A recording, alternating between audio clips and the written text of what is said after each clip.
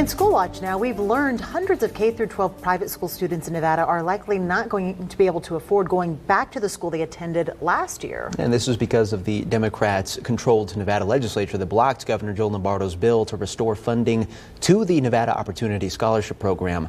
Josh Manny joins us now live in the newsroom to break it all down for us. Josh.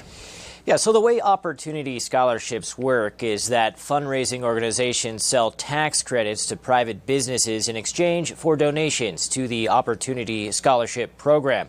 The last several years, the legislature set the cap at more than $11 million, but this past session, the legislature decided not to renew the same amount of funding.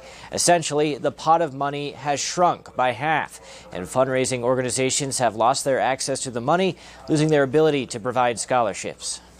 Last year, tax credit sales were capped at $11.4 million for Opportunity Scholarships. This year, the ceiling is $6.6 million. Several fundraising organizations are reporting they're not going to be able to provide the scholarships they did to students in the past. And Nevada's Silver State Scholarship sent out a statement saying they, quote, cannot renew over 400 scholarships, and we only have enough funding left for 42 students this year. And the smaller organizations are having a hard time keeping their students because essentially they all have to fundraise money and compete with each other for the pool of money that is available. A main flashpoint for opponents is that it's funding being drawn away from public schools for private institutions.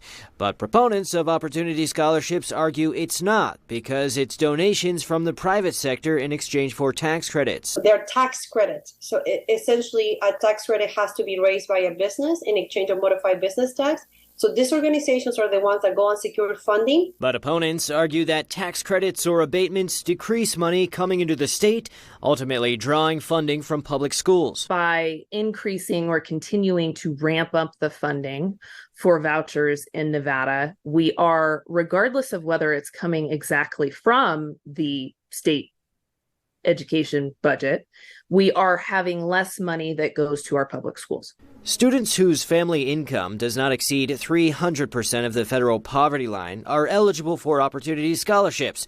So Gurr argues these cuts will impact low-income families. Families shouldn't be hostage because they don't have the amount of money to go to a different school. The Department of Education also reports that of the roughly 1,400 students who received Opportunity Scholarships last year, 54% were minorities. We'll have more info on 2news.com covering the story. Josh Menny, 2 News.